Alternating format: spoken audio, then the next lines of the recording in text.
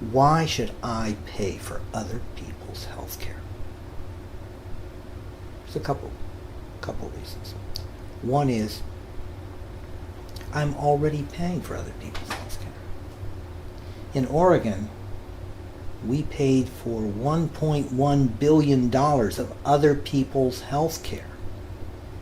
And a significant amount of that was paid for really sick people who finally staggered into the emergency room to get their first treatment for their disease.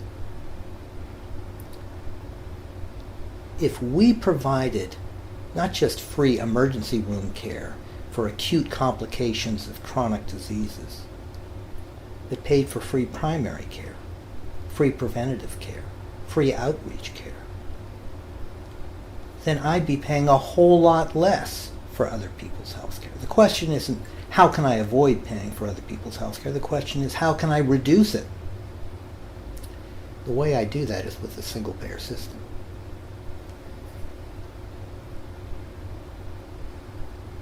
We ought to pay for other people's health care because it reduces our own health care costs. We have epidemiological studies around the country that show that those counties, those areas that have the highest percentage of people who are uninsured without access to health care have the highest health care costs for the people with insurance. Remember, no health care is free. Somebody pays for it. So every time somebody goes into the emergency room for a preventable complication, our taxes go up, our health insurance premiums go up, and in my case, I'm working for free. If we provide these people with access to keep them out of the hospital, all of our costs go down. Your friend brings up another issue. Why don't we try saving money by denying health care to the undeserving, the people who are here illegally, the freeloaders, the people who are suffering from diseases self-inflicted by self-abusive behavior, tobacco, alcohol, food.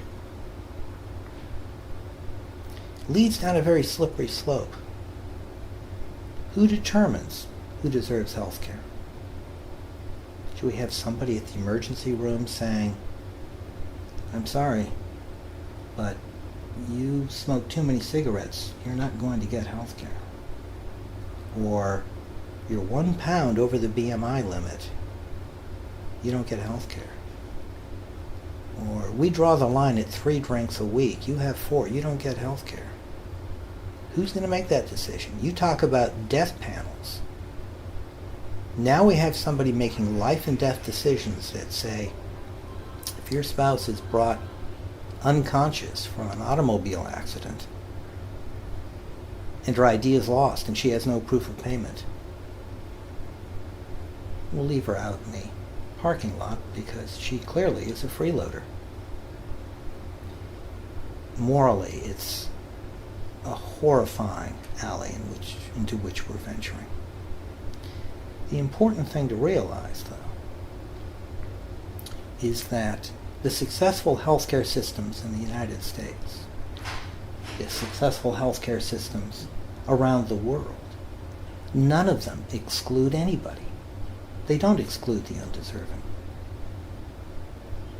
They've come up with a way of financing healthcare, of distributing healthcare that's so efficient they can accommodate all of these people and still provide better care to more people for less money. We shouldn't focus on who we provide healthcare to. We should focus on a healthcare system that provides healthcare for everyone, that encourages them to seek healthcare,